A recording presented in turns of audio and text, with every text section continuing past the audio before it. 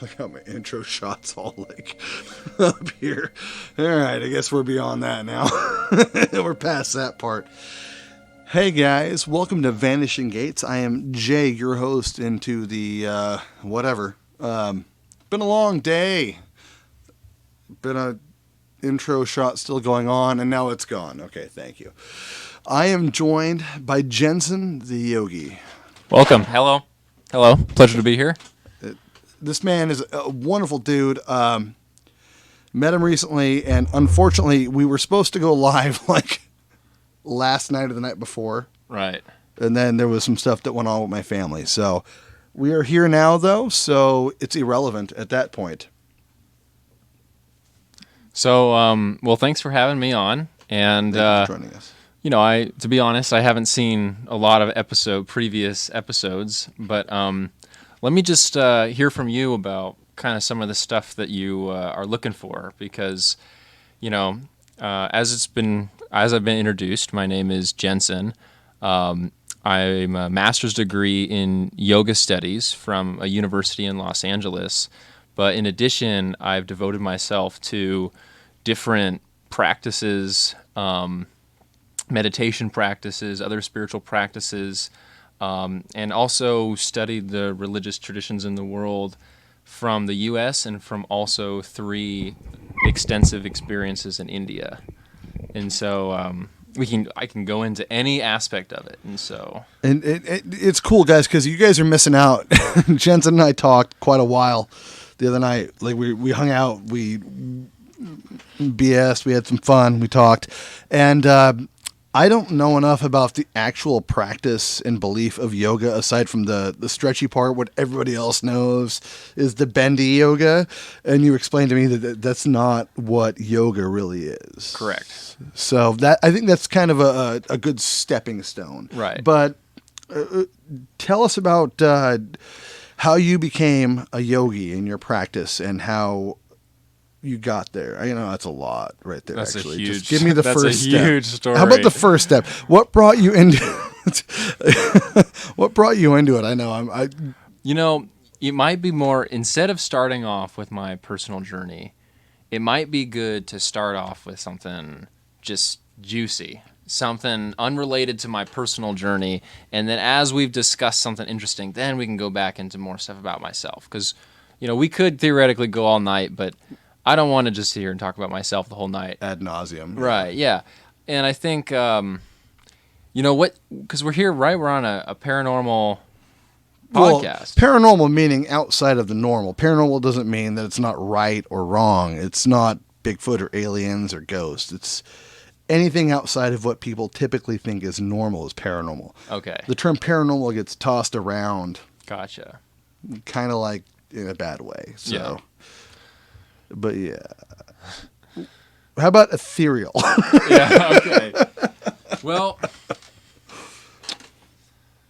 it's interesting because I've really learned so much that it's almost hard to start, just to be given the mic and say, okay, go for it. It's like my mind is going in 1,000 directions right now, and I could literally take this conversation in any direction. So... yeah. So give us just a small. Here's what we'll do. Give us a 1 to 2 to 5 on how you went. 1 to 2 to 5. No one's going to get that reference ever. Good Lord. Sorry, guys. Break it down like this. Youth, basic, early start, real quick, and then mid-adult and adult, the small things that brought you to where you believe. Just a couple things the stepping stones. Okay. I said that really long in a stupid way because that should have been a way shorter way to say that. Is it possible for me to pick this up? Can I pick Yeah, this up? yeah, absolutely. Just, it's a little bit easier to... Oh, yeah, I know. I'm leaning into it like I'm just so used to it. You can actually take it out of there and there you go. Watch your box there. Okay. So to start off, I've been asked to give I'll try to be concise.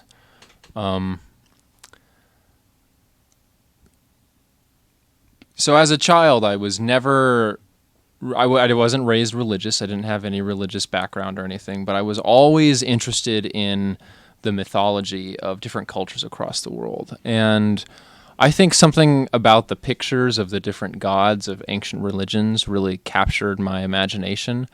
I just remember looking through books of Egyptian gods and being fascinated by their hieroglyphics and Norse mythology and seeing all these different Norse deities. Something about it really just captured this imaginative spirit inside of me. And in some ways that world was almost more real for me than the outside world. I had a very active imagination as a child growing up. And, as I got older, I continued kind of in that stream by reading fantasy books for a lot of my childhood, and just things like Lord of the Rings and different similar type worlds that were just, very huge and comprehensive and very easy to get lost in. Because I didn't care about math or history or any of the stuff we were studying in. I wasn't into sports or anything like that. I grew up on a farm, and I didn't have a lot of neighbors who were, skating or doing anything like that. It was mostly just me by myself on this large property. And I had a younger brother, but he wasn't very interesting to talk to. So, well, he's 4 years younger than me. So growing up, it's not like I have the best conversation partner. But, I was a thinker and an imaginator, and just my inner world was very much like a playground for me. And, this kind of became my refuge when I was in high school, and probably like many other people started experiencing difficulties. Just, my peers around me, everybody's starting to find themselves and go in different directions. And I started having difficulties in my home life with my parents separating, and just challenges that I didn't know how to deal with. And not having a lot of friends, or not feeling like I had very many things to turn to, I kind of dove deeper into this mythological, imaginative world that I had cultivated since I was a kid. And so I found myself wishing I was in one of these stories that I'd been reading about, wishing that I was amidst wizards and dwarves, and just kind of in a sense of desperation, wishing that I was not in this difficult world with all of its material problems and in one of these alternate places.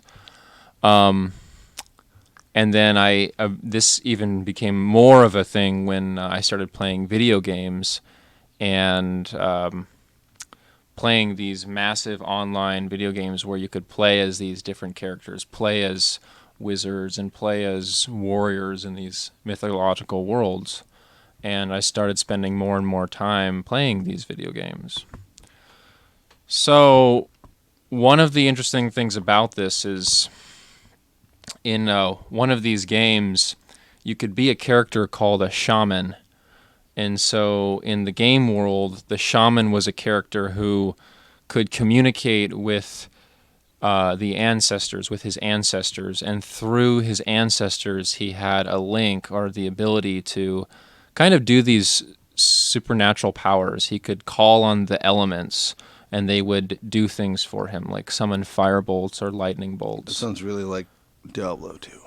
Oh yeah, totally. Well, I was just playing Diablo 3 today, man. It's similar. It's one of Blizzard's games. It's World of Warcraft. Actually. Warcraft. Oh, okay. See, I never got into that one. But Diablo is right up there in the same the same vein. With all the stuff I've been going through, like I was just nerding out on Diablo 3 here in the studio for really? 2 days now, just mashing buttons. But not to detract, folks. Look, there's an actual point to take from here. I think, and not to cut you off. You look at the fantasy realm, it's part of our life. Like, we get and delve into our imagination, it helps us deal with our psyche. You have nightmares and dreams for a reason, you have desires and passions. So playing these games sometimes can actually be something very cathartic and help you find somewhere you need to be. Yeah. And Jensen has found that. Is that a good Sort way to of. say Yeah, that? it's a good build-up. Well, it's a good build-up to where you're going. Right, right. But I think my experiences aren't that unique. I mean, World of Warcraft have something like 7 million players. Billion, I think. Billion. I don't think Wow. it's a million. Maybe a billion. I don't know. I don't have the numbers. I was guessing. I was playing. But, I think a lot of people probably, can relate. They found something in these stories, in these video games that made them feel connected in some kind of way. It triggered some kind of emotional or maybe even spiritual connection. Yeah. So I don't really feel like I'm unique, but maybe the next steps that I took were a little bit unique in the sense that I just wasn't willing to accept a life in which I did not have that kind of connection. The shaman character kind of represented my spiritual goals that I didn't even know that I had. It kind of brought up these things that I really valued, and I just wasn't okay with living in a world where I didn't have that. Okay. And also, having access to the internet, I started using its powers to kind of research for myself, and so I learned, I went on Wikipedia and stuff and would Google and research what shamanism was. And so I would study these different shaman cultures of all the ancient traditions, and I found that basically every culture had some kind of shamanic practice with the exception of our modern, you could say, Western society.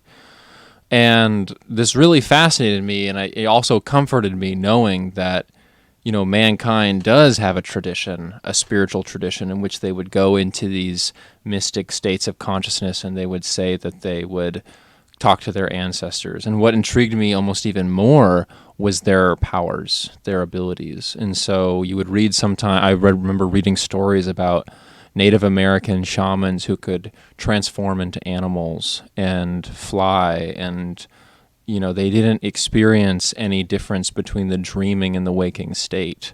And these kinds of things were very, very appealing to me. And I kind of desperately wanted to find a way in which I could develop these abilities and myself, if it was even possible, if there was even 0.001% chance that it was true, that they were actually doing these things, I wanted to learn how. And so, I wasn't in a culture that supported that kind of thing. It wasn't like I had a teacher who could teach me these things, and I couldn't really tell my parents about my interests. So I just started following, to me, what felt like the natural course, which would be to pray to my ancestors and ask for guidance. And so I started thinking, well, I don't even have a clear idea of my family tree, but just looking at my body type and my European ancestry, I kind of made some connections and said, okay, well, I'm probably have some Scandinavian, and I really like the Vikings, and so I might as well become a Norse pagan. And so I started praying. This is in high school. I started praying to some of these Norse deities. So Vorden. Yeah, exactly. And learning about their purpose, and especially Odin, because he was kind of the god of magic, and he kind of represented this he was kind of a guardian of the spirit world. And I remember just so desperately wanting to have the privilege to go to Valhalla, to go to some other realm that was... Bro, I don't know if dying in battle's a privilege anymore, but... Well, just the idea of going to a paradise place better than this. And making something more out of what we're in now. This menial existence. Right, exactly. Yeah, gotcha. So, this was kind of like my foundation. And it became very serious for me, and I found myself kind of losing myself in this kind of community, not community because there wasn't much one, but this image of myself as a Viking shaman warrior, just this totally in this fantasy you mind. don't like heavy metal, is what you're saying. Well, not so much anymore, but at the time, I really got into I really got into this black metal, scene where they were, really, really kind of in that with really me. in it, yeah. Not to say, guys, music is very important. That's part of what drives us is the rhythm and the explanation of things, I think. So Right. But that wasn't where you ended up. No. So the thing about Norse mythology, and I really, really wanted to talk to these gods, but I didn't know how. And I didn't know any of the ancient rituals to summon them. And so I started just trying to talk to them the same way that I'm here on this podcast talking to you. I would sit down in nature in a quiet place and just start talking to Odin. And I also recognized, because, I'd studied just online and researched a little bit, I'd read a lot of different cultures that I resonated with. And so maybe I wasn't limited to Odin. Like maybe there were other things. And so I would just call on whoever was listening, or the sun, or something in my physical space. And I would share with these deities or these presences that I'd called, I would share with them just what I was going through and my difficulties in school, my difficulties in my personal life. And I never had any incredible visions, but I always felt a sense of peace having that, just sharing myself, that was kind of like my therapy. It was nature therapy. Yeah. And in this process, I kind of began to form you could say a relationship, and it wasn't defined. It wasn't necessarily with Odin or with one of the specific gods, but I really felt that I was in some kind of conversation with life, just by the fact that I would go off on my own and have this kind of conversation. And then the conversation would come to an end whenever I had to be around people. So I would go to school and I would go to that. But then after school, I would take a drive to a local park or on the drive back to my house, and I would carry on the conversation where I'd left it off before. And so I always felt like I was somehow in this conversation with whatever it was that was listening to me. And sometimes I called it by Odin, and sometimes I called it by Thor, and sometimes I called it in like a more Native American Mother Earth. But I was also anxious because I wasn't getting the kind of... Somehow I felt like this relationship was a charade. Like it wasn't real. And I felt like it was possible to become real. I didn't feel like I really was living in the true spirit of what that relationship could be. And so I became frustrated because I wanted greater experiences. I wanted somehow some spiritual experiences that would confirm that I was really connected in this relationship the way that I wanted to be.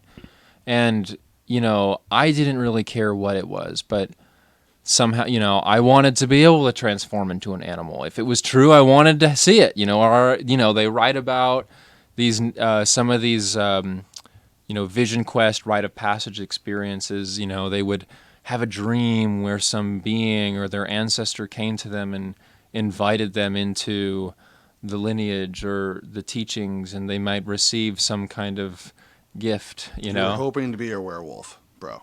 Basically, I was hoping for something to happen. Something that you kind needed of... some kind of connection, some kind of actual physical resolution to your spiritual journey. Mm-hmm. That's a tough row to hoe, man. And I wasn't really looking for a resolution because that implies almost a completion. No. I was looking for like an initiation. Just a high five. Well, a high five, but also like... Okay, here's a better... if you've seen Harry Potter, I was waiting. You haven't? I haven't seen Well, Harry I'm sure Potter. some of our listeners have. All of our listeners and viewers have seen Harry Potter, and I know my sister-in-law is watching, and she's going to be mad at me. I've never, ever, sorry. Much like The Walking Dead, nope. Well, maybe... And much like Game of Thrones, nope. I'm that meme. That meme that's never seen it, that's me. Sorry, guys. Sorry to disappoint. Yeah. Okay, have you seen Star Wars? Oh, no. No one's ever seen Star Wars ever. It's a thing. Star Wars. Yes, I've seen Star Wars. Well, I mean, some people would have the same kind of reaction about Harry Potter. Really? That's preposterous. Or you've seen Lord of the Rings? Compare Star Wars to Harry Potter. You've seen Lord of the Rings? Oh, thank you for bringing that up. Yeah, by the way, because I have to do this, one moment, not to cut you off, but if you guys are in Brookings, Oregon, stop by Misty Mountain Brewing Company. Lord of the Rings. Oh, gotcha. Misty Mountain. Actually, one of the best breweries I've ever been to. They do like 300 barrels a year. These guys are the best. They're on the 101 right there in Brookings. They're awesome. And ask the owner about Bigfoot. Trust me. All right. Anyway, back to this. So you have seen Lord of the Rings? No. Oh, okay. No, I'm kidding. Of course you've seen Lord of the Rings. I don't know. I don't know. I have the Cimmerillion. Okay. I was waiting for Gandalf to show up. All right. You shall not pass this question if you don't. I was just, I was like Frodo living in my, small and comfortable reality, and I just wanted my quest to begin. So many people are mad about Tom Bombadil not being on in the movie, and I'm like, guys, are you serious? How are you mad? Right. Did you need another 2 hours to add to that movie? Seriously. They did not. So anyway, sorry. No, you're okay. So your quest. Right. So I was waiting for my quest to begin. Okay. And in a way, it did, because not long, I was going through this process, but I started, I don't know if I can say it on air, but I started smoking pot with my friends. What? The reefer? Huh? No, not in California, where everyone smokes dope except for me. You're fine. Okay. So, but I wasn't, I didn't have a big friend group. I wasn't going out to parties and, going crazy with it. I was always a very philosophical teenager.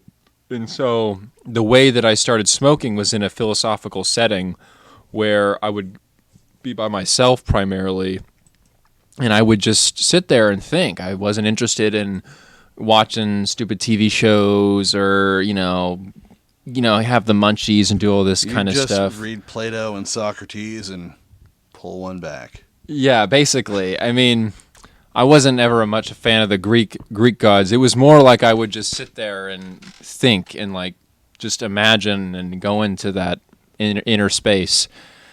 But the second time I ever tried it, I was sitting there with my friend, and we were sitting in a dark room, and I remember I kind of was sitting in a meditation posture, and I closed my eyes, and I suddenly had this experience, and I can't even barely remember the experience, but I felt like I became the Buddha. And it didn't last very long, but I felt like all of creation, like the whole galaxies, everything was outside of myself. Like I was in a state of consciousness where I was like the awareness, and my body, my mind, my thoughts, my feelings, all of that stuff was like layers of skin, and there was something deeper and more transcendental underneath it all. And it didn't last very long, but it was just a little window, and that really, just having that little glimpse just totally changed my perception of reality. And so after that, I immediately started, it all kind of came at the same time. I think the next day I was still a little stoned, and I was walking around my house with a blanket wrapped around me, and my mom said, "Hey, what the heck are you doing?" And I said, "Well, Mom, I'm the Buddha now." I was joking, but she didn't get it, and she gave me this book on Indian philosophy. That's really cool. It is pretty cool. She took that step instead of saying, "All right, buddy, whatever. Yeah. Here's some out of my house doors. Exactly. It's open. Bye." Yeah. She's like, "Nah, here's a book." It was pretty awesome. cool. It was pretty cool. And she gave me this book on Indian philosophy, and it totally blew my mind because I was reading about everything that I felt like I'd just experienced. They were talking about these higher stages of consciousness in which the mind and the body and this concept of self, it all kind of dissolves into this universal cosmic consciousness stream. Yeah. And I was like, yeah, that's me right there. Yeah, I got this. I experienced a fragment of that, and what was so cool is I'd been going along my life, and then one puff of something, and I'm in another world. And so I was thinking maybe there's even more worlds that are just another step away. It's what a lot of people go through when they do ayahuasca, man. Like it's I've never done that myself. I've heard. I don't think you need to. If you had a toke as a reefer and you're doing this, I don't think you need ayahuasca. You might become God or something. Blow up Manhattan. I have no idea. You might be a superhero that you don't want to be. I have no idea. I don't know either. I know that most tribal rituals, back to most cultures, bring in that kind of something to inebriate you and make you a little opened up. Yeah. Because we as people our consciousness seems to get in the way of a lot of stuff. Absolutely. Absolutely. Like I'm going through a period of mourning right now, and alcohol's helping. Mm-hmm. Not gonna lie. It's not gonna open my mind to anything right now because I don't need it to be open, but it's definitely helping me cope and be comforted. Like, sure. It's definite. We as humans are pretty emotional as creatures. Yeah. So it's hard to get beyond the physical and into the ethereal and the spiritual if your emotions are taking control. So sometimes maybe that helps. Yeah. I think. Yeah, exactly. 100%. That's the whole idea of yoga. So now break down yoga for me in a way that, like, because when you said you were a yogi and you do yoga, I was thinking the bendy, stretchy, look at hot girls in pants yoga. But you explained to me that's not what yoga really is. And I think most people listening are probably not in understanding that's not really yoga. Yeah, sure. Part of yoga. So let me wrap up my story here. Oh, yeah. Sorry. No, it's perfect. So basically, this whole lead up that I've just given of my early life, that all happened right around the age of 17. And so that was when I really became introduced to yoga and kind of got set on this track of getting into yoga and these Eastern philosophies. And I've continued on that track ever since and had quite a lot of learning experiences and spiritual experiences. But, that was like the development phase and the story that I've already shared. Yes. And so everything after that has kind of been the slow spiritual practice phase. Did you get into bendy yoga first and then? I've never been into bendy yoga. Never, because it just seems like it's really bad for your back, man. Well, so many housewives are mad at me right now. So let me just start by saying that a couple hundred years ago, this bendy yoga didn't exist. It just didn't exist. A lot of the stuff that we are doing today has been developed to kind of make yoga more accessible to people that weren't able to handle that crazy transcendental spiritual stuff. Yeah, so you had to break the body down a little bit. So what the essence, the goal of all yoga practice is in essence in Sanskrit, which is the ancient language of India, it's called samadhi. But samadhi basically means union. And so the goal of yoga is to essentially unite your consciousness, your little consciousness of Jason or Jensen, with the universal infinite consciousness, and I'll say here of God, we use Western terms, but in Indian terms we would say Brahman or Atman. They have a bunch of different words that they would use to describe that. The overall energy that controls and fluctuates and propels the universe. Exactly. Yeah. Exactly. And so yoga is a process, a step-by-step process by which someone gets from the little mind, the little Jensen, into the kind of universal, infinite, expanded. And not to be out, I know transcendental is a really funny word we use where you go outside of yourself, but the reality of it is what you're doing is you're taking all of your being and trying to open it up to what's outside, which is what's inside in the end, right? Yes, exactly. Okay, good. I thought it was tripping balls. And I actually knew that. Yeah, you did know that. I get a gold star. So yoga, the word yoga basically refers to any process that you use to get there. And so in our last conversation, we talked about how the many different ways that somebody might open up a beer can, right? Mm-hmm. And so in this little example, let's just say that the beer, which is the ultimate goal of why the beer itself, the liquid, which is, I'm assuming... Well, the inebriation, hopefully, would be... Okay, well, yeah, well, you get what I'm saying. You're taking it even deeper. You're missing a conversation that wasn't... Well, you weren't privy to, we're sorry, but it's a good thing. It's going to get somewhere, don't worry. So, this, this golden nectar, right, of the alcohol that that's the whole purpose why someone picks up a can of beer in the first place. That is samadhi. In our little metaphor, we're going to compare the beer to samadhi, that goal of union that I've talked about. Yeah.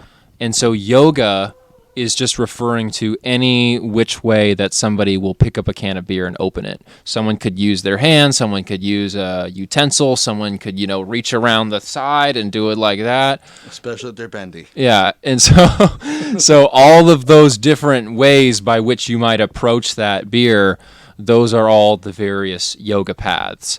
And so the whole bendy thing is just one step of the process by which someone will arrive at that goal of samadhi. Does that make sense? Yes. Okay, cool. We talked about this ad nauseum, but yeah. We need to keep going because I don't know the viewers and listeners at home, but it makes sense to me. Okay, well, we'll just keep it that, and they can either track us or not track us.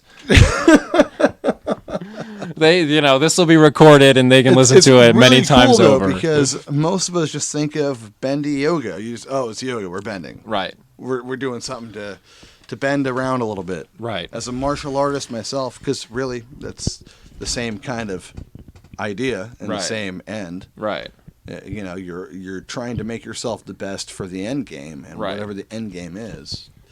In yoga, it seems like there's a better idea of an end game. Oh, yeah. When it comes to what you're saying. Right. Whereas as martial arts, it's like, you're just trying for the best. Yeah. And the thing about this goal of samadhi, they call it, another word in Sanskrit is Sat Chit Ananda, and that means true bliss consciousness. And so basically, this experience of unity with your highest self is blissful, is ecstatic. People out there are using all kinds of, you saying you're appreciating alcohol to kind of get you through this difficult time, but, what about this experience of infinite bliss? There's nothing that can hold a candle to that. And so they basically, these yoga texts say that when you once get an experience of this universal bliss, that's it. You're done. You become an addict for to use. Oh yeah. Yeah, you become addicted to the spiritual path, so to say.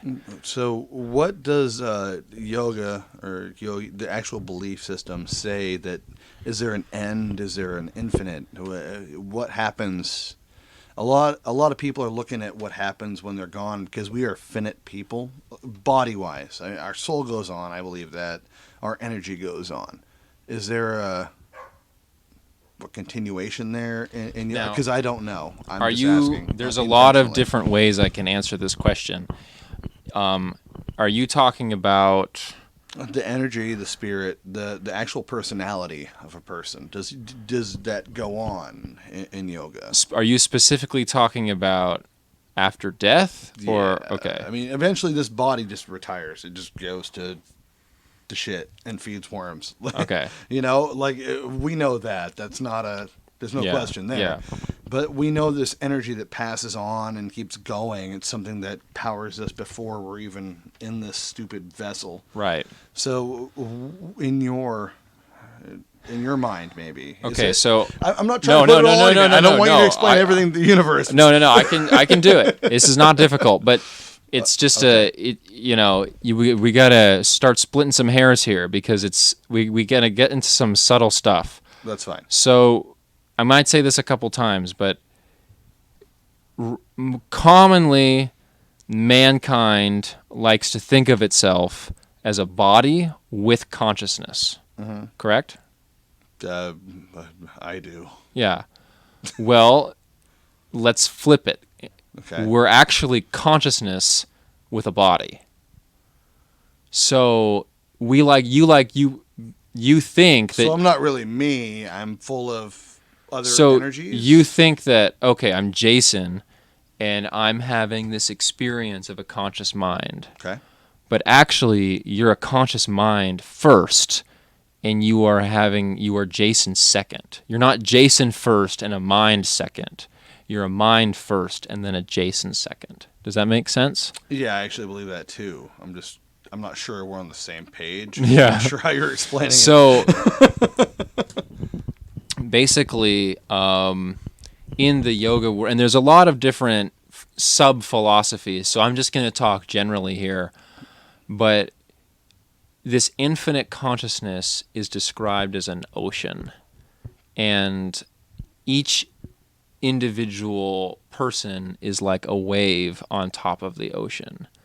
And so we actually mistakenly think that we are a wave, whereas in fact we are the water that's connected to the entire ocean. That's pretty deep, dude. Yeah. That was not meant to be a pun, I swear. That was not meant to be a pun, for the love of God.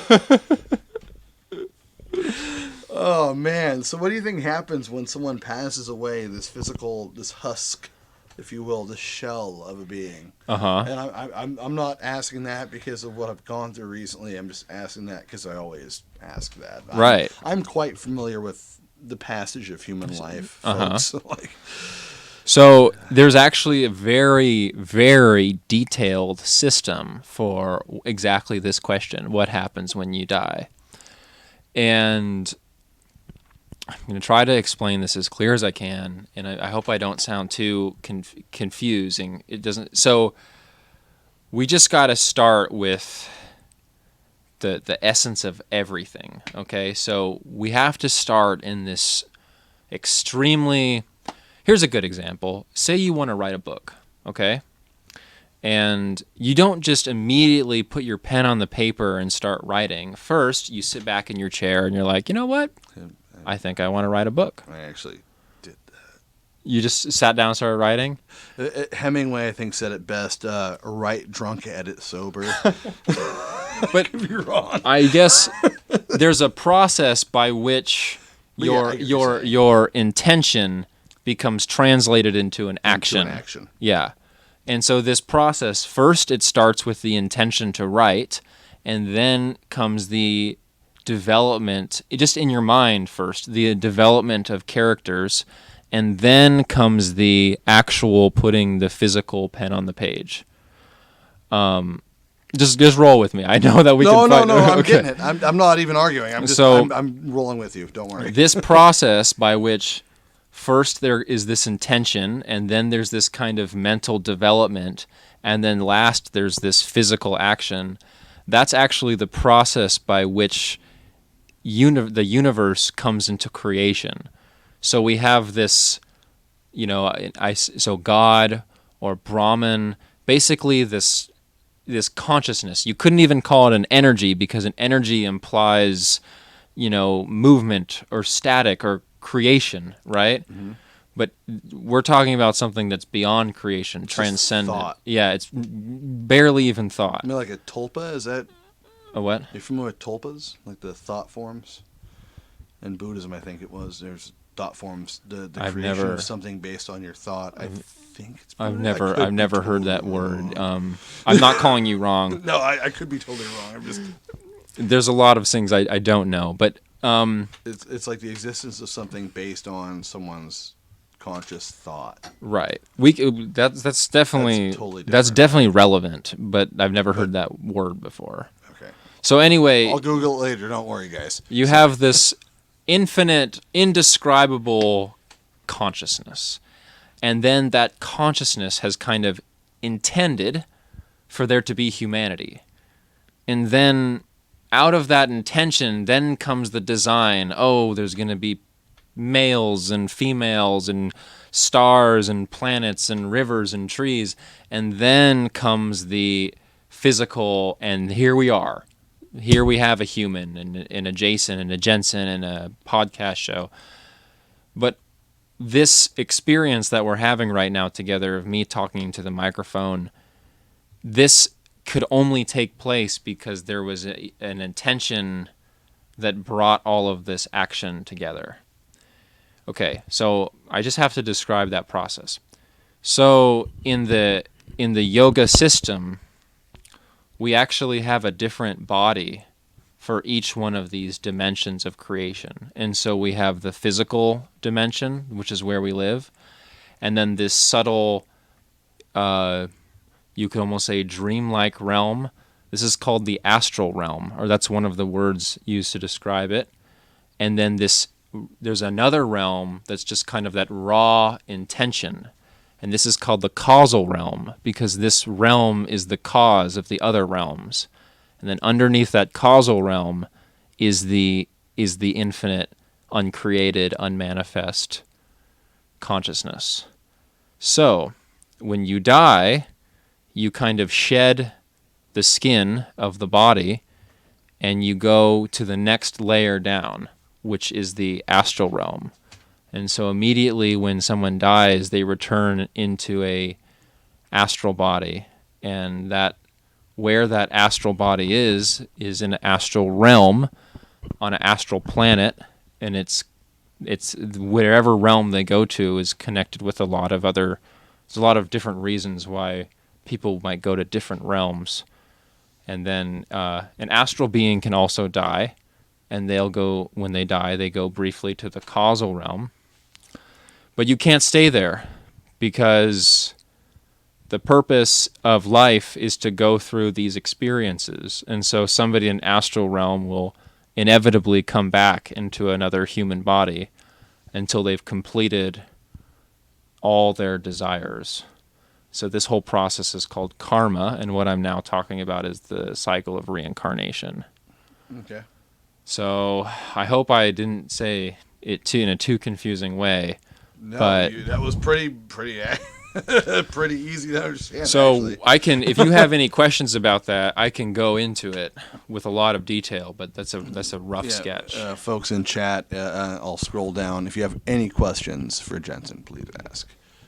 Keep in mind there is a time delay, so we are here though. We're still live with Jensen, the yogi. Wow, it's already been 45 minutes. I know it goes by fast. Super fast. Okay, so I mean, is there any questions you have about this whole cycle? No. No. As weird as that sounds, I don't. I'm one of those weird people. Like I have friends that do tarot and they do palm reading and stuff, and they come on the show and whatnot, and they offer to read my future. I'm like, I don't need to know. It's weird, man. Like I'm not so much for an end game. I'm more for causation.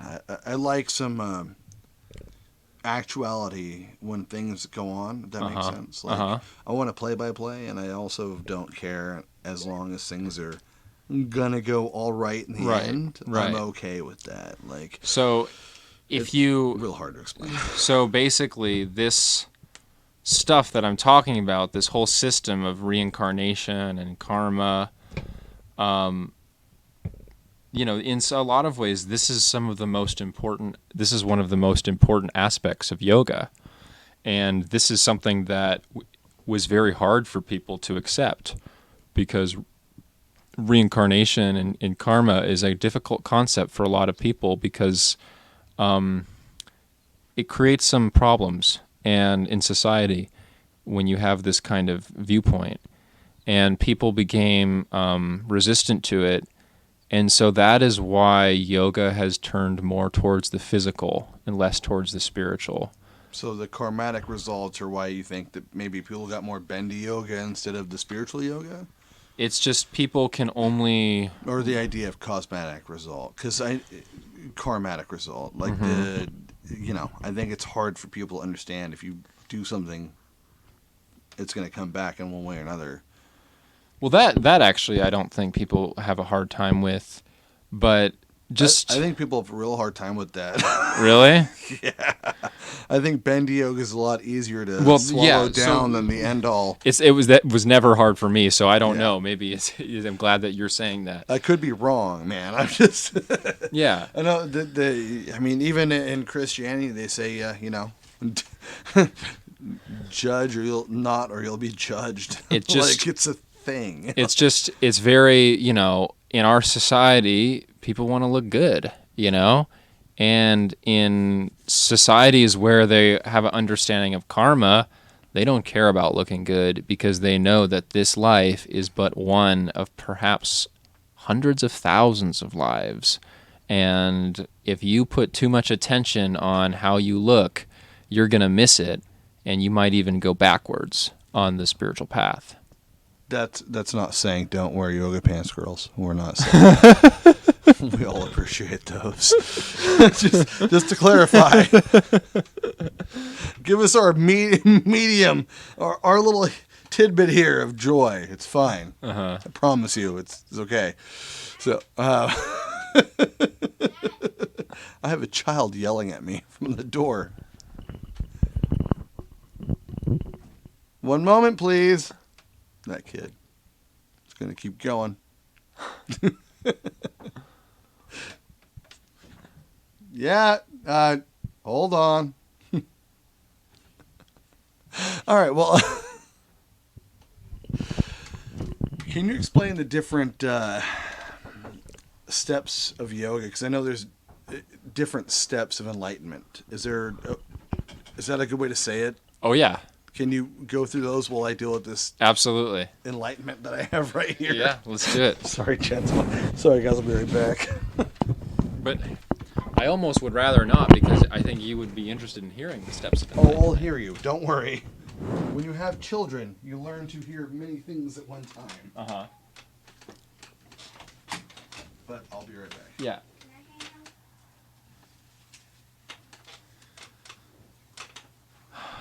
Hey everybody. I don't know if anyone is still following us, but send in some of your questions. It would be fun to have an opportunity to address, and if people are tracking it or not tracking it. Because this is it's a potentially confusing topic, and it's also kind of interesting, and it's hard to maybe see the practical purpose of it, but there is a practical purpose of it, and I just haven't had the opportunity to talk about that purpose of it yet.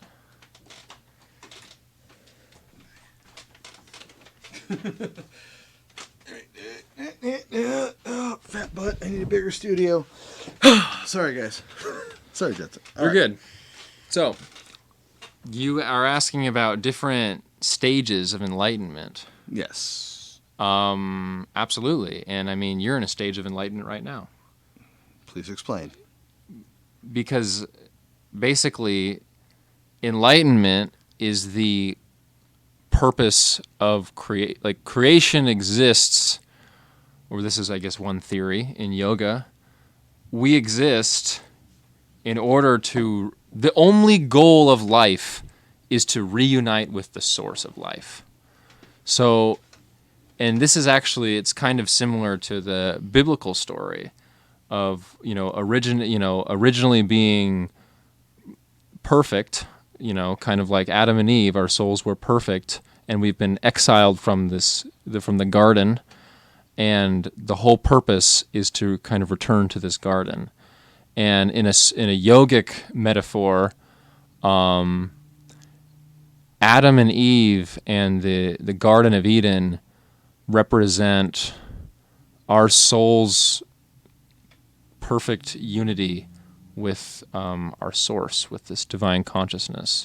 And we've kind of lost ourselves in the world of material experiences, but the whole purpose of our life, or our lifetimes, is to reunite with the source of our own being and kind of fulfill our place in that ocean. And so basically I said, you're in a state of spiritual enlightenment, as is everybody watching or listening, because it's impossible to be off the spiritual path, because we are all here. And so I don't know where you are. I don't know. Exist. I don't know how close you are, but even animals and plants, they're, according to yoga, they also are incarnating life after life after life, and every animal spirit has to kind of prove itself before it's allowed to incarnate in a human body.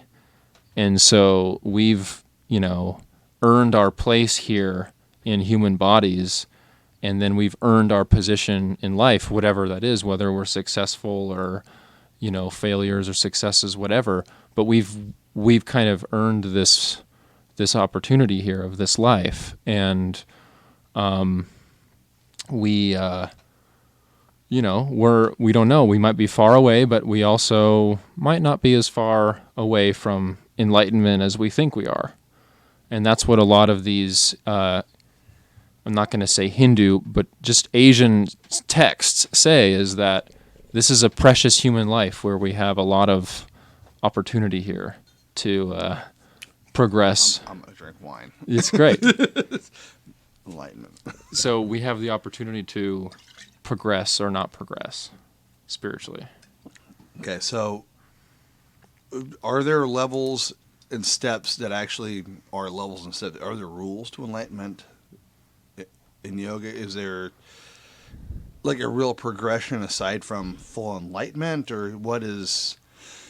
I know it's a weird question, man. It's not that. It's not weird at all. It's like as a martial artist, I've been introduced to a lot of people that were really into Buddhism, things like that, and the deep search of enlightenment. A lot of it was emptying yourself to become one with the universe.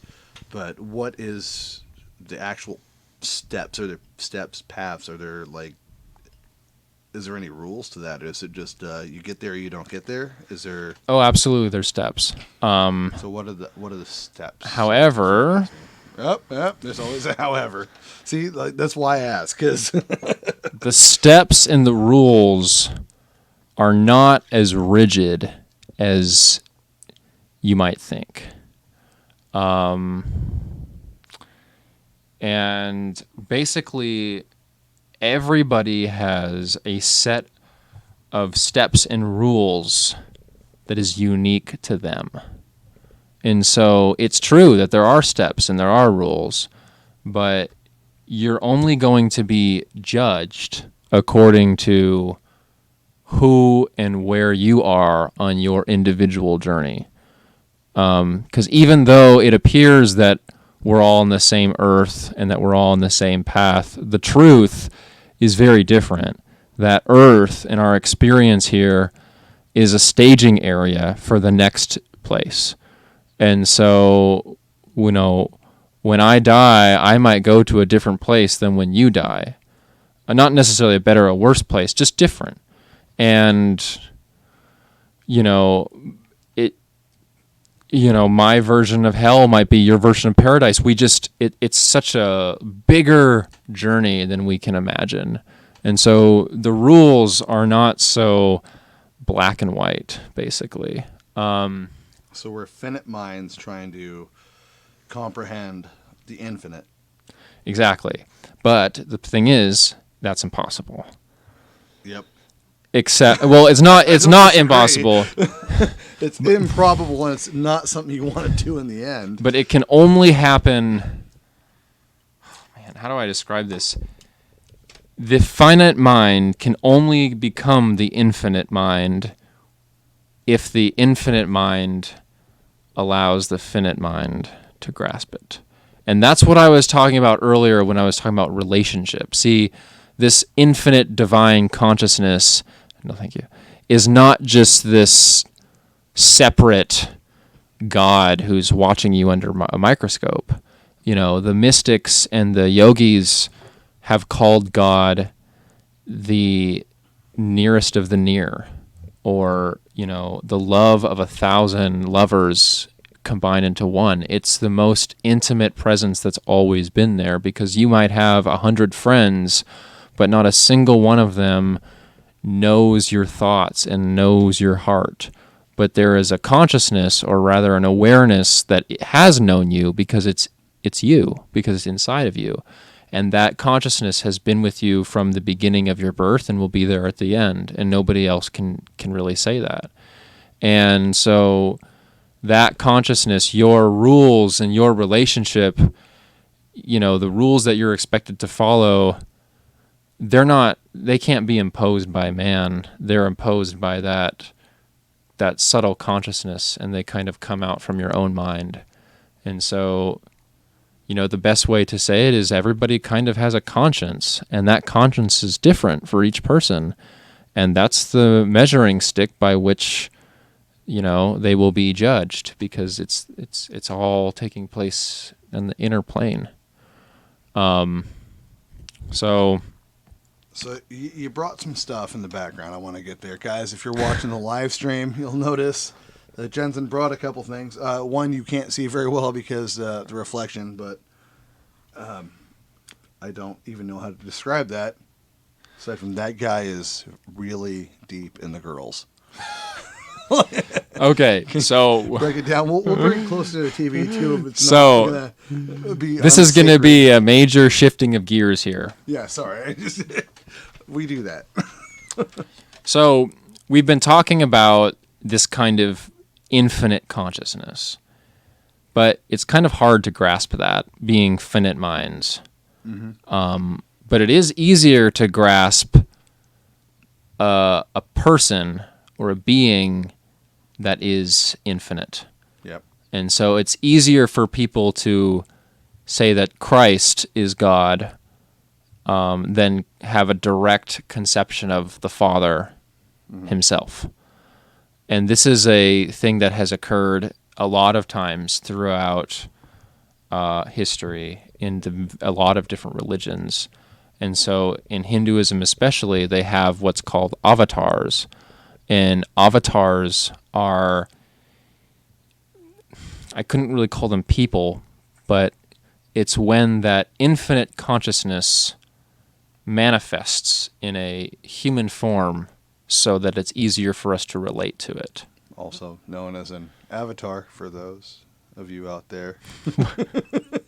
Sorry, I couldn't help it. It's actually what avatar means, though. Like, right. Yeah, it's not just a Steven Spielberg movie with blue aliens, guys. So the one that I brought in today, he's called Narasimha. So he's the same one? He's the same one. What? Yeah, but I'll bring that in a second. Okay. So I just wasn't sure. I can put this closer to the camera. Keep in mind we're on a delay, so yeah. It'll take a minute. I can turn that light off too if it. No. Well, we'll see. Oh yeah. Okay. So I'm gonna hold this here while I talk about it. So you can see he has a lion head, and then he has this snake hood, and then on his lap is a woman. That's Lakshmi, and then surrounded by him, there's 5 men, and they're different devas, which are angels, essentially. And so, I can have you, if you also want to take a closer look at it. Do you want me to hold it up for you? Yeah, actually. But I want you to also be able to look at it while I'm talking, so you can. So now we've been kind of skating in vague terms, but now we're gonna dive into Hinduism a little bit. So in India, when the British came, I guess you can put it down if you want to hold it up. It's up to you. Yeah, I can hold it. So when the British came, they had a really hard time understanding Indian religion. So they just kind of said, you know what? It's all the same. We're just going to call it all Hindu.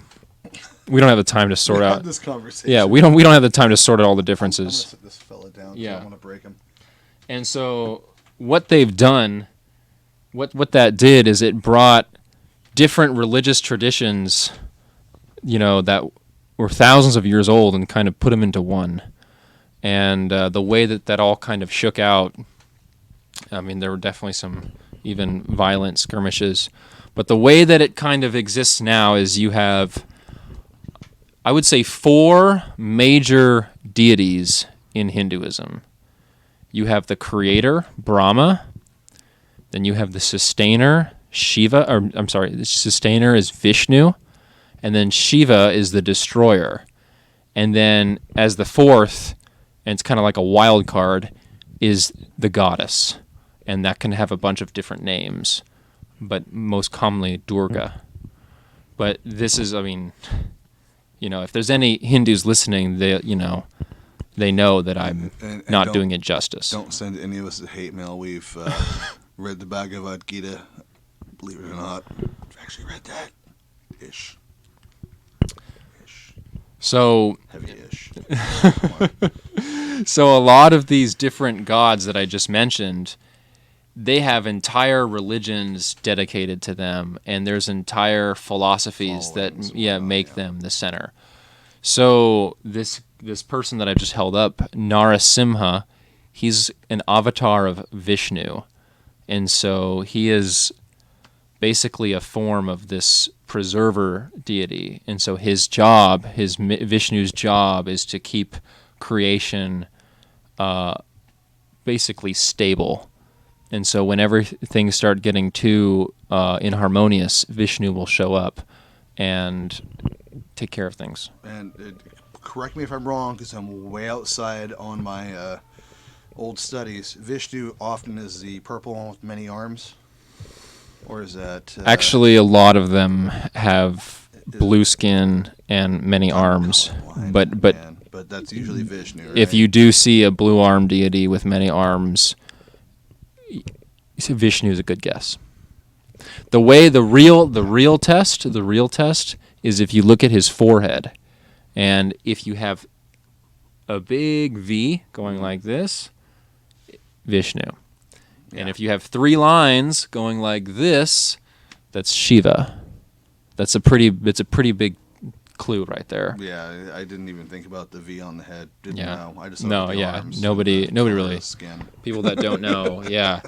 But okay, so Narasimha, this particular deity that I've held up, he's actually a very ancient form of Vishnu. So You said you've read the Bhagavad Gita. That features Krishna, and Krishna is the most recent avatar of Vishnu. Okay. So he's in the past couple thousand years, supposedly. I didn't say I understood it. No, it's okay. Now, before the one previous to Krishna is Rama, and this is he's probably the most worshipped character in India. The most worshipped deity in India is Rama. And he is so said to have come to Earth maybe 5,000 to 7,000 years ago. So Narasimha is several Vishnu incarnations back, and he's supposed to have come 30,000 years ago or more.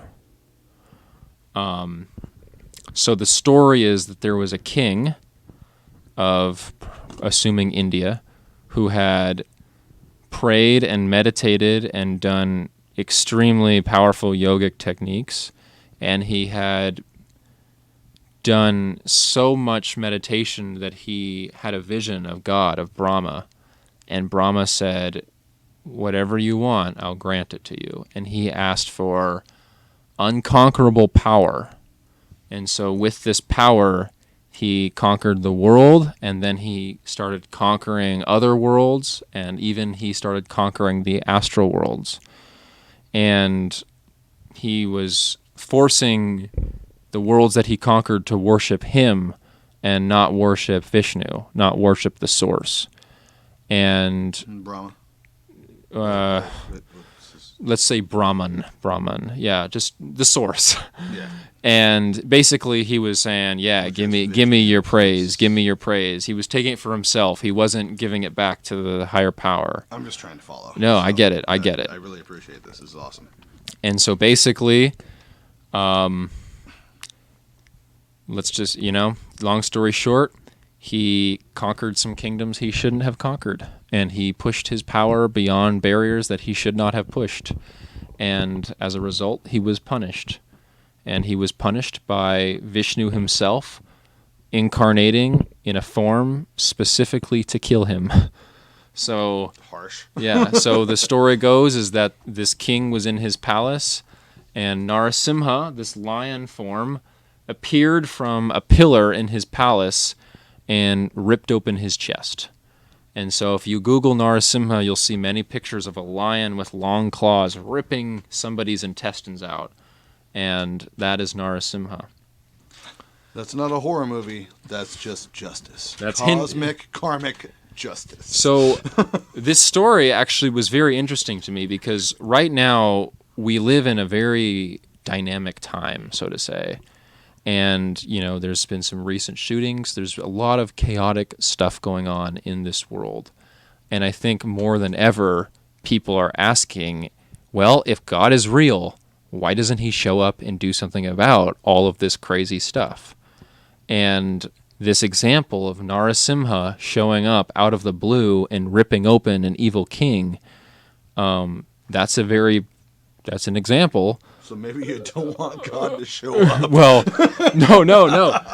But I was intrigued by that story, and I thought, well, some of these other forms of God, they seem a little bit more tolerant of people doing injustice, but not Narasimha. He seems quite ready to drop the hammer. It's on. So I became interested in that. And as I was studying this, I found something else. In India, each god has more than one name. In fact, they have 108 names at least, and sometimes they even have 1,008 names. And so the idea that there's 1,000 different gods in the Indian belief is mostly people not understanding the names. Do you that's think? part of it, but there are a lot of gods. Yeah, there are a ton. But it's more than a Parthenon. If I was describing you to somebody who hadn't met you, I would say, well, he's got red hair, and at the moment he's holding a bottle of wine, and he's running a podcast show. So I might say, okay, and now Jason, he who has red hair, who holds a bottle of wine, and who's running the podcast show. That's 3 names right there. So a lot more names than 3. So that's how they do it with these Indian gods, is they have many names that describe their different qualities. So he who is blue-skinned, he who has many arms, he who wields the lightning bolts. Gotcha. So I'd been reading this and studying these names, and one of the names of Narasimha, his name is Yogananda, and he's the only deity that has this name. And Yogananda, it's basically saying he who is the king of yogis, or he who, and so I'm very interested in this, and essentially Narasimha is one of the most ancient gods of yoga. And that is what this other picture is. And so we'll bring this up and put this in front of the camera. So this is the same god as talked about in the previous picture, except here he's sitting cross-legged in a meditation posture. and in the other one he's sitting with his wife Lakshmi, and in this one he's not. And so basically Narasimha is an ancient god of yoga. And what does this even mean? What's the purpose of this? Well, I'm going to put it back. Yeah, set it back there. I don't want to disrespect. Just want to set it there nicely. So what that means is that, somebody could go the long route and spend 6 years trying to get themselves to bend in a way that their body doesn't want to. And then, you know how this kind of stuff is. You have to do it every day, and if you skip a day, then it becomes harder to bend again. Or you can pray to Narasimha, and he will get you to that same goal of samadhi a lot quicker than, maybe mastering these different breathing techniques or posture techniques. So that's the idea behind this, is that worshiping these deities can more quickly get you to that beer than going the long route of brewing it. Yeah. So, Narasimha. Yeah. Narasimha. Mm-hmm. He seems like a very aggressive kind of person. Yes. That's kind of who we are as a people. Very aggressive. Yeah, kind of. So, do you think touching that aggression, do you think that might help you get to your goal for yourself? I mean, just not like, I'm not saying go fight, guys. I'm just asking, like, do you think that might appeal to people that need to have that explosive anger, that do all these terrible things, and instead maybe they could find peace in this? That's actually a very, very deep question. Yeah. So, why Narasimha and not Vishnu or Brahma or Shiva? And it's just kind of a recognition, an honest recognition about what's inside of you. And for me, growing up, some of the things I left out of my story is that I was bullied in high school, and I, had a lot of, I would say, suppressed anger. And even though I was keeping it calm, I never got in fights, I was very angry with God and very angry with myself. And when I didn't do my practices properly, I would become very angry at myself. And I still have that quality to an extent. And this god, Narasimha, himself being angry, but also able to be calm. He can kind of take that anger from you and release it in a balanced way. And so, yeah, the part of the reason that I'm connected with Narasimha is because somehow it releases a little bit of that pent-up anger. It's cathartic and helpful. Yeah. Whereas, some of the other gods, their function, isn't designed as obviously to handle somebody who has those issues. So I wouldn't necessarily tell everybody to go out and worship Narasimha. I would more try to go out and tell everybody, hey, find the form. What makes you? What resonates with you? What helps you relax? Exactly. And so guys in chat, by the way, you can still ask questions. We're on a delay, but I'm sure that Jensen's willing to answer some questions. And I brought some other things with me too, if you want me to go into it. Yes, definitely. So Narasimha is one of the things he's called as Ugra, which means fierce in Sanskrit. So he's an Ugra deity. And another example of an Ugra deity is Kali. And she's kind of popular. I don't know why, but because she's violent. Yeah, she's violent. But she's another one of these Ugra deities. And so I'll hold up here this little card of hers. It might take a second for it to show up, and it might. Yeah, I mean, it's really hard to see, actually, but you can see she's holding a bloody sword, and she's got her tongue sticking out because of how violent she is. But I'll put her here. And then another one we have, this is Shiva.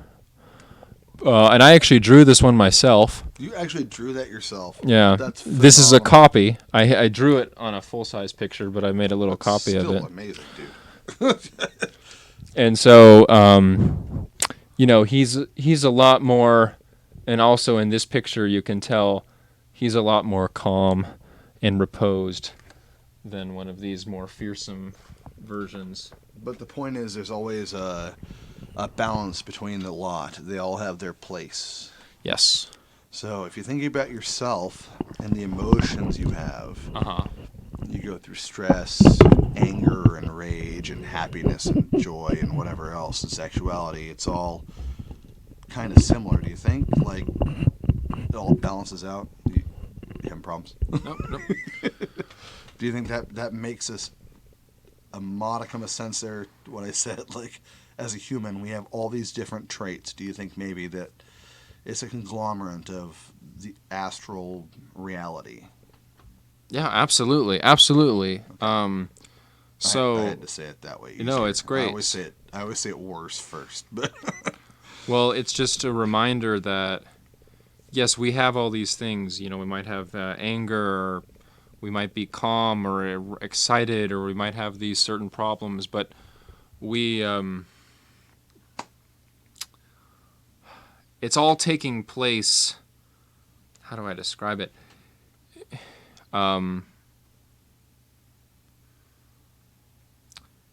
It's just an experience.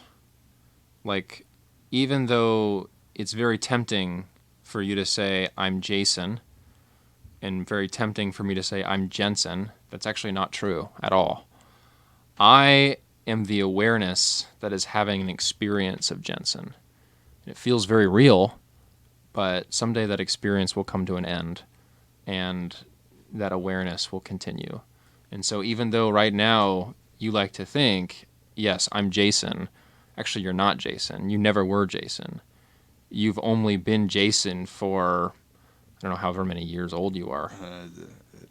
21. Yeah.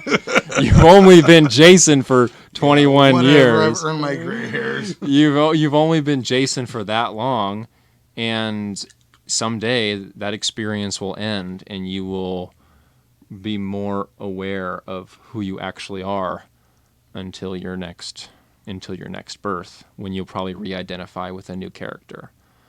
And it's just nice to remember that all of these experiences are just that, experiences. And even if they feel so real, well, they're designed to feel real, but they're not.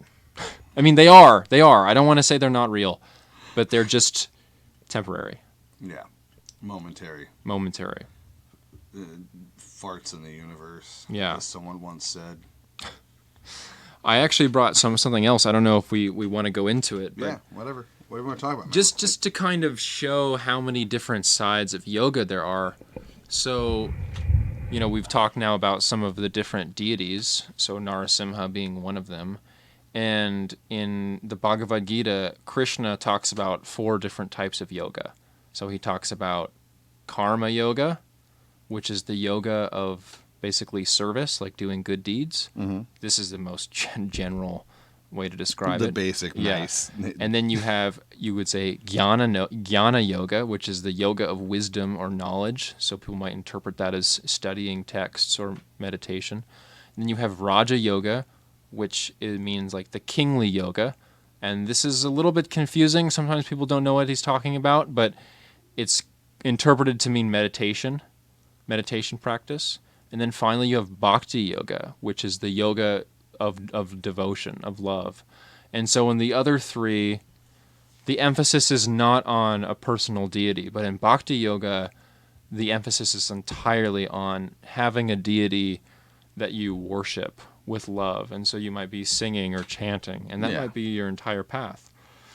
Sacrificial service and love and devotion. And so I brought something in today to kind of give an example of that. Cool. So This is a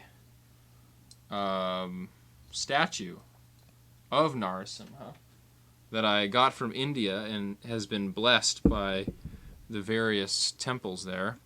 Now I want to find a way that we can show this to the people at home, and I'm not sure. I don't want to touch it because it's. I have pre-decorated this with various ornaments. I think you're going to be all right doing that. Keep in mind we have a delay of like at least 30 seconds. Right. So. Yeah, so he has various ornaments on them, and those ornaments are unique to me. This is not something that necessarily a Hindu temple will put on, but it's a personal devotion.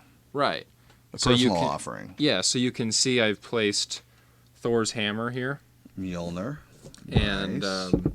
That Thor's hammer, Thor's hammer is a symbolic of the lightning bolt. Yep. And one of the names of Vishnu is called Vajranakaya, and Vajra means lightning bolt. So he who wields thunderbolts and lightning bolts. And so I placed that here as kind of a fusion of the two. And then I have some different crystals, and this is like a rock from a significant mountain that I visited in India. Oh, wow. So I brought this here, and then I brought something else.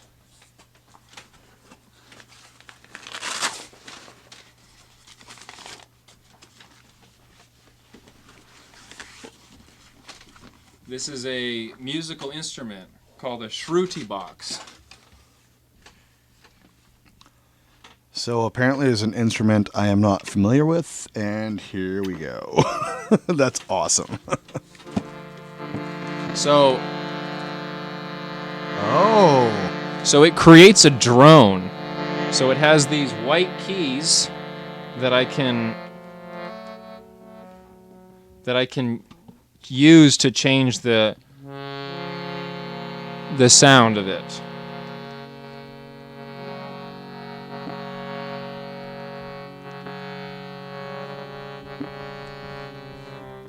And so then it has a bellows on the back, which I can pump.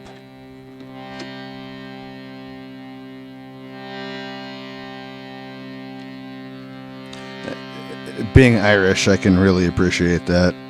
Are you going to play us something? A chant or something? I am going to chant for you the 108 names of Narasimha. That's what I was hoping you would do. And I caught that. I'm happy. I might know some things. Very little things. I also have incense here. I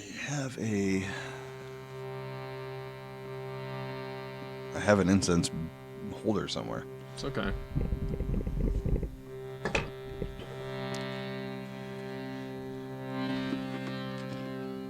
Yeah? Sure, but I'm actually using it. Oh, the incense? Okay. So, I hope is this all right? Oh, yeah. No, you're totally good. So, we're going to do the 108 names of Narasimha, and he's out of the camera. Well, actually, can we put him on this little box? Maybe they can see the back of him? Or no, it's not going to work. Is it okay if I touch him? I know it's an idol, yeah. so I don't want to... Well, maybe I just want to see. I can put him up a little higher. If I put him on this... Yeah, he's probably better, I think, right... Well, because the camera picks up this. I can move the camera, though. It's not going to... He's good. He's good. Right there. Okay. He's good. There we go. The delay. The delay. Sorry, man. So... I'm going to turn my mic off because this is really awesome. Okay. We'll turn it back on when we're done. So, basically, I have Narasimha here, and I have this incense, which symbolizes this devotion. And with each name, I'm going to do a little offering. So, first, usually I chant Om. And people have heard Om before, but they don't really know what it means. Om is the sound which is like symbolic of the infinite. So it's supposed to take you into that space. So let's do it. Om.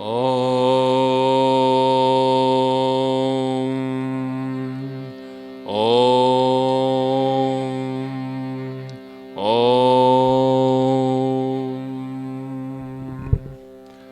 Om Narasimhaya Namaha Om Mahasimhaya Namaha Om Divyasimhaya Namaha Om Mahabalaya Namaha Om Ugrasimhaya Namaha Om Mahadevaya Namaha Om Sambhajaya Namaha Om Ugralochanaya Namaha Om Rudraya Namaha Om Sarvabdaya Namaha Om Shrimanaya Namaha Om Yoganandaya Namaha Om Tripikamaya Namaha Om Harine Namaha Om Kolahalaya Namaha Om Chakrane Namaha Om Vijayaya Namaha Om Jayavardhanaya Namaha Om Panchananaya Namaha Om Parambrahmaya Namaha Om Ugraya Namaha Om Gauravikramaya Namaha Om Jvalamakaya Namaha Om Jvalamalane Namaha Om Mahadvalaya Namaha Om Mahapurvaya Namaha Om Nidilakshaya Namaha Om Sahasrakshaya Namaha Om Dunirikshaya Namaha Om Pradapanaya Namaha Om Mahadamsraya Namaha Om Yuddhaprashnaya Namaha Om Chandakopine Namaha Om Sadashivaya Namaha Om Hranyakaspurvanse Namaha Om Daityadana Vabanjanaya Namaha Om Gunamadraya Namaha Om Mahabhadraya Namaha Balabhadraya Namaha Om Surpatakaya Namaha Om Karalaya Namaha Om Vikaralaya Namaha Om Vikartaya Namaha Om Sarvakartakaya Namaha Om Shishumaraya Namaha Om Shilokatmaya Namaha Om Ishaya Namaha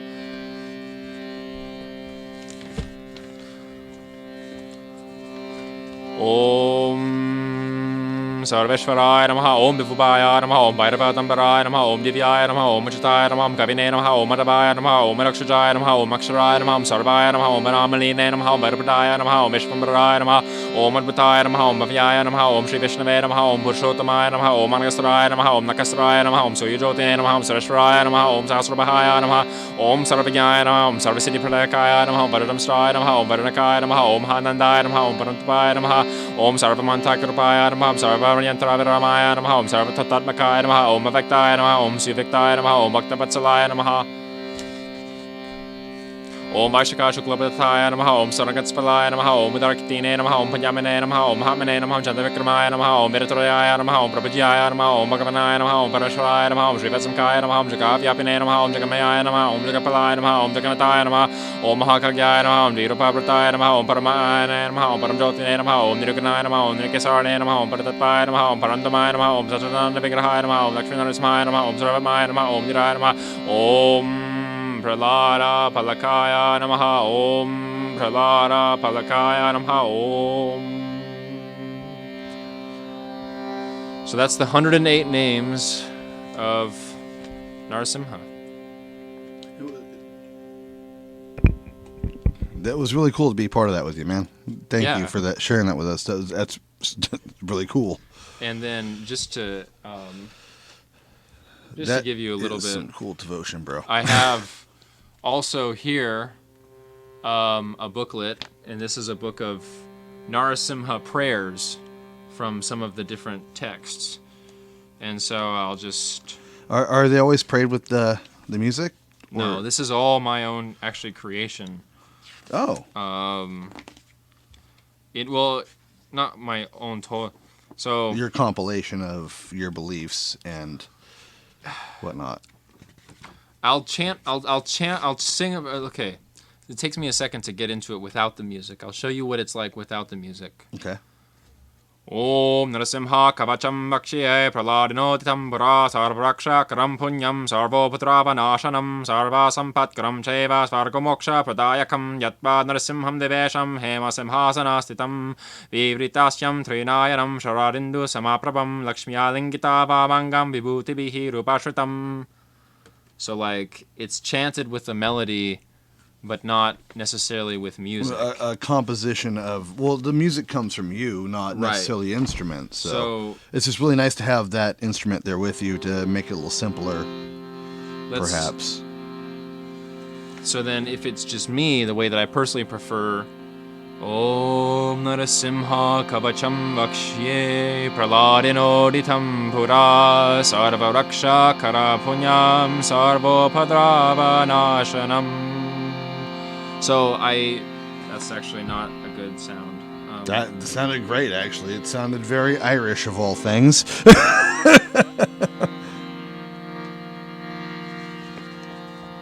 So what I just wanted to say is...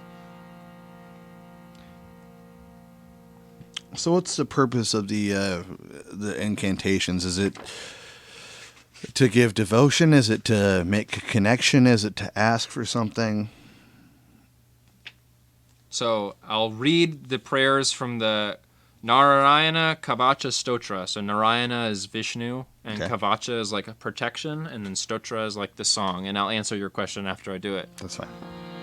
Duyeshvata Vaji Mukadishu Prabhu Payan Narasimho Shurayuta Parihi Vimunchato Yasya Mahataha Samdisho Vinediranyaptapamscha Garbaha Vidikshu Dikshurvam Madaha Samantarantarbahir Bhagavan Narasimha Prahapaya Lokabhayam Svanena Svateja Sagrasta Samasta Tejaha Om Hrim Krum Om Fatataka Hataka Keshagrad Valat Paduka Lochana Badradika Nakasparsha Divya Simha Namostute. Now read that in English. Okay. May Lord Narasimha, who appeared as the enemy of Hiranyakasipu, which is the king that I mentioned earlier, protect me in all directions. His loud laughing vibrated in all directions and caused the pregnant wives of the demons to have miscarriages. May that Lord be kind enough to protect me in difficult places like the forest and the battlefield. Prahlad, who is his most famous disciple, loudly chanted the holy name of Lord Narasimha. May Lord Narasimha, who roars for his disciple Prahlad, protect us from all fear of dangers created by all of the leaders of all the directions through poison, weapons, water, fire, air, and so on. May the Lord cover their influence by his own transcendental influence. May Lord Narasimha protect us in all directions and in all corners, above, below, within, and without. O my Lord, O transcendental lion, I offer my obeisance to you, along with your consort Lakshmi Devi. Sometimes flying in the sky, sometimes moving on foot, your mane hair shines with a blazing golden brilliance. Your glance and the touch of your nails are the source of all auspiciousness. And so you're kind of invoking this protection quality. Now, I happen to be doing it for Narasimha, but literally I could do this for any god. On the same piece of paper, I also have the 108 names of Shiva, and I could do the exact same thing, and Shiva has very similar prayers. Or we could do the goddess, or we could do any number of deities. So And it's where your devotion lands. That's where you ask for protection or vengeance or peace, respite, that kind of thing. exactly. Gotcha. And the other interesting thing is this is not unique to Hinduism. This quality of names, in Islam you have the 99 names of Allah, which I've also chanted. Or in Buddhism you have many different names of some of the Buddhist deities. And actually there's some Buddhist deities which are very similar to Narasimha. They're kind of these fearsome and wrathful forms. And actually I think they're in some ways almost identical to Narasimha. I'm pretty sure Buddhism finds its roots in India with the beliefs there. So I could be wrong. I'm not a history expert, but you are correct, but it's very interesting. It all depends on which tradition of Buddhism, because some Buddhism says that Buddhism actually didn't originate on this planet. That Buddhism, that the teachings of the Buddha are truths which have existed long before elsewhere. Yeah. And That said, though, think about it. Maybe all of our beliefs existed somewhere before this. exactly, and So it's very none interesting. Of it started on this planet. And if you think this about it. this is, now that we've talked about all this other stuff, now we can finally start talking about the paranormal aspect of it, because all of these deities are exactly that. They are said to be coming from other planets, other dimensions, and it's suddenly we start talking about There's something spirits, ethereal. yeah, spirits and demons and ghosts and all of that stuff. And suddenly that kind of comes into play when we start talking about these. That's why I wanted to break down and your beliefs first, and actually give a fair explanation of yogi before we went into this part. So Yeah. I hope I did a good job doing that before we got here to this segue. No, this is fine. This is good. So let's go into the more ethereal, supernatural part of it. Yep. We talked about the deities and whatnot. Yep. What about the human essence, the spirit there? You talked a little bit about because you can't really go into it without talking a little bit about where the reincarnation and whatnot. What about what do you think about like human ghosts, hauntings, the energy that's left behind, or those who aren't, quote, us as people feel? What do you think about all of that? Where does that land on your spectrum? There's like a million different answers because I know. These are actually all different topics. I gave the biggest loaded question ever. But what I want to say is one of the most ancient texts says that this entire experience of life is as real as a mirage. It has no reality to it. And that actually is the state of consciousness of somebody who has reached enlightenment. So when somebody has actually reached it, now we can't just say these things, but no, when somebody has actually realized enlightenment, the highest level, they can see all of creation as just a dream. It has no reality or no rules. And so because of that, they can do anything they want.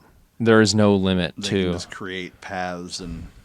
They can have multiple bodies. They can be in places simultaneously on different parts of the planet. They can read your mind. They know your innermost thoughts. It's just like... So the goal to enlightenment is to be able to be in touch with the entirety of the universe? Yes. Is that... that's part of... Yeah. Not. I wouldn't say that's the essence. Because you never... That's the end game, more than the essence, probably. That's what the end game looks like. But actually... If you go into it hoping that at the end you will have attained all these wonderful powers, you've missed the mark. Because you never want those powers to be your goal. This is like a little bit like this... Can people get to enlightenment and still be the supervillain? Is the question now. Oh! Interesting. Seems like it's happened. Diversion. That's not a diversion. It hit me as you were saying it. I'm like, wait, hold on. The answer to that question is don't do that. Is actually yes, you can, but it is not recommended. Mm-hmm. A good example of this for Lord of the Rings viewers, the character of Saruman. Saruman was the elder wizard of the council. The gray. But I thought he was the white. Oh, yeah, he was the white, then Gandalf. Yeah. So Saruman basically desired power, which Sauron promised him. And because of this desire of power, he fell from his great height. And, this is a common theme.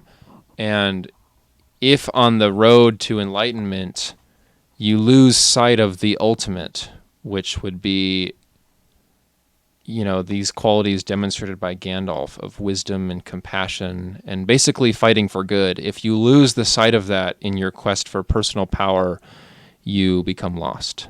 And it's a kind of a fall. And the thing is, though, is that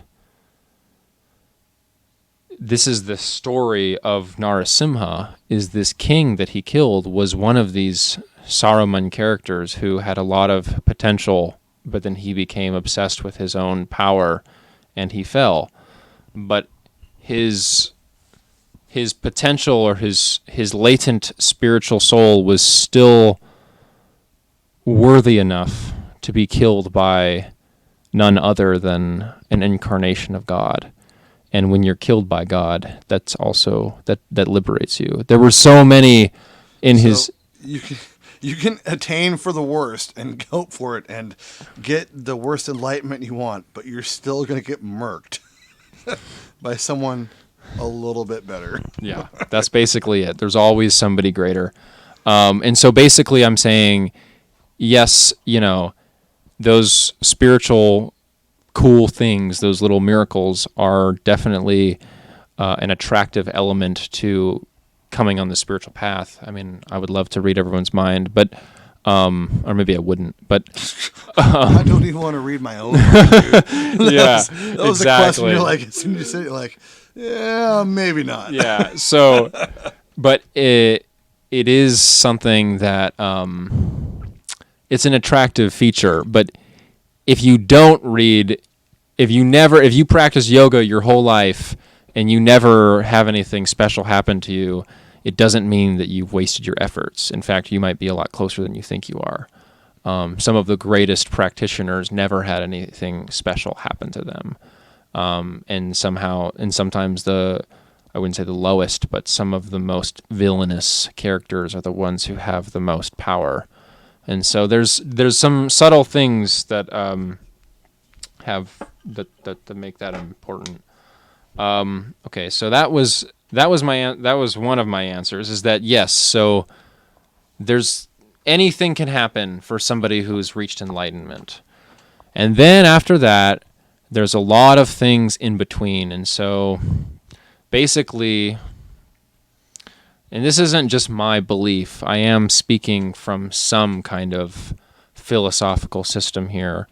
But this world is host to unimaginable spirits, ghosts, beings, seen, unseen, crazy stuff in every single dimension you can possibly imagine. So things aren't even us, are just hanging out. Just hanging out. Totally. You think so? Well, once again, this isn't just my thoughts here.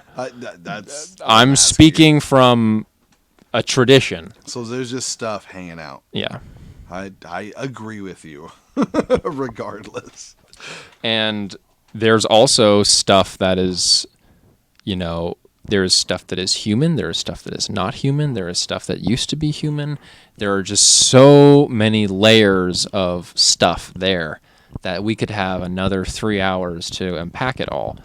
And, well, maybe that's a lot. That's too long. But the point is that, like, there are so many different, if you want to talk about human spirits, how are they created? What goes into that? There's a lot of things there. If you want to talk about, astral spirits or demons or where they come from, I mean, you can really trip out on all of this stuff.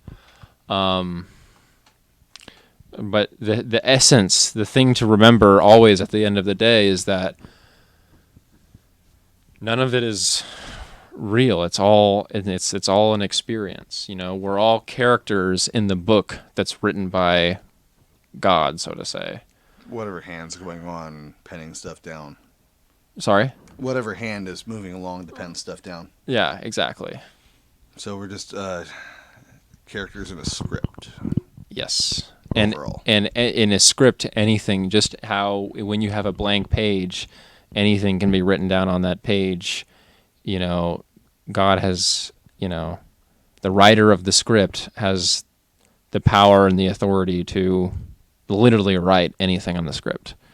And so basically the mind is the limit as far as to what's out there. That's way deeper than this show usually goes, bro.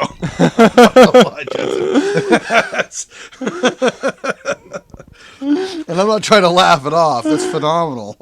It's a really good thing to say and a way to think about things. Like, we think of ourselves in our small, limited time here on Earth. We're very fragile beings. We're sturdy as a people. Right. But overall, individually, we still exist and struggle. We have our own problems. Mm-hmm.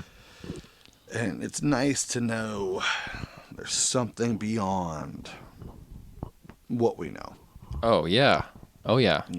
So the nihilistic point of view that there's nothing, never, ever, I could not do that. But the idea, and regardless of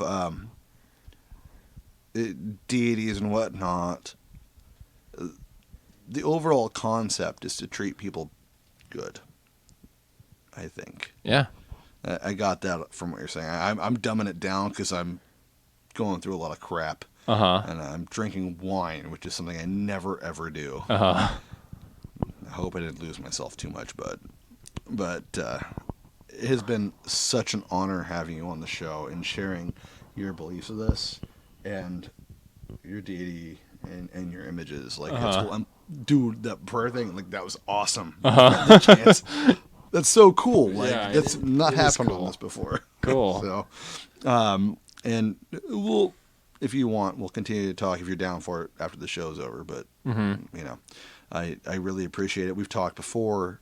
It's really good to have you on, man. Yeah. I appreciate it. It's actually very helpful right now for me, too. Well, it's been a joy, and it's been interesting because I haven't had a lot of opportunities to share my knowledge with people, and there's a little bit of a hesitancy because I don't want to appear as, you know, somehow better than people who, you know, I don't. A lot of times right now, and you got yoga teachers, and they're getting on their video, and the way they talk, they sound like preachers, and I don't want to be that. And this show has really provided me a way to share with you and with the people watching in a way that feels very genuine, and it's really been a valuable opportunity for me. Me as well, man. Like, I invite people on. You and I talked, and it was obvious that you were a sincere person, so I really wanted to have you on. It's really been good. And you're not one of those televangelist style people, Yeah. which is really awesome. I try not to be. So, is there a way, if people want to ask you more questions, they can reach you? Like, is there an email or something? Do you have one yet? Yeah, absolutely. So I'll just say it on the camera, or would you post it on here? Or? Yeah, we'll do both. But for the folks listening, because this is also going to get recorded and put on the podcast. Right. So. Okay, so my favorite method of contact is actually on Instagram. I don't know how many people are on there, but I have a username. It's Jaya Nanda, so JayaNanda, Jayananda _ Jensen, Jensen. So you can find me that way, and you can always send me a personal message, and I'll always respond. I have an email address. I could put that here. Yeah, you can toss it out there. jmartin941@gmail.com, or, I mean, you can find me on Facebook, probably through this Vanishing Gates page.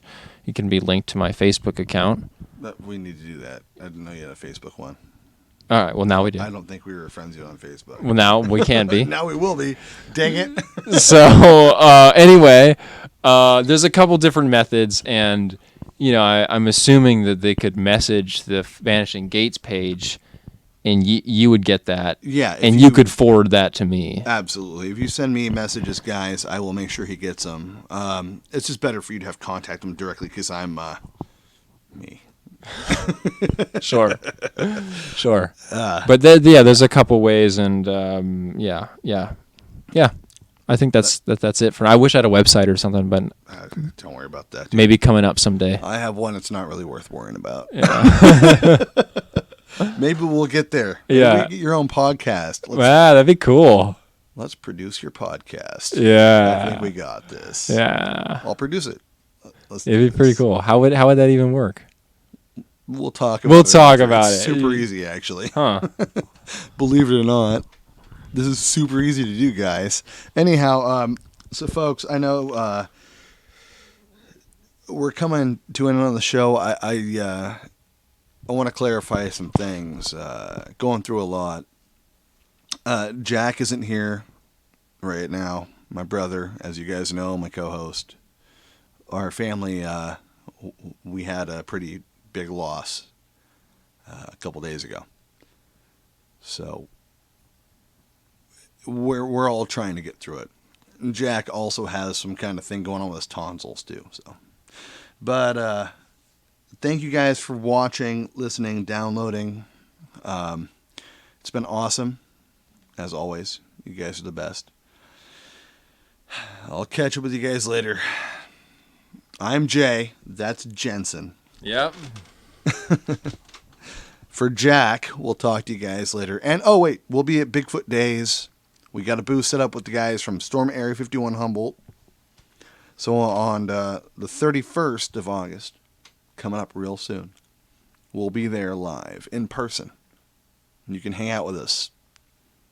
Slap Jack around a little bit. Let's just hit him a couple times in the back of the head or give him hugs or whatever. Don't hit him. That'd be rude. All right, guys. Thank you very much. I'm Jay. Thank you. Yeah. Jensen, Thank you. again It's been a pleasure. for being on. I hope to have you back soon. Yeah, I'd love it. All right, guys. Thank I'll you. get back to you. Yeah.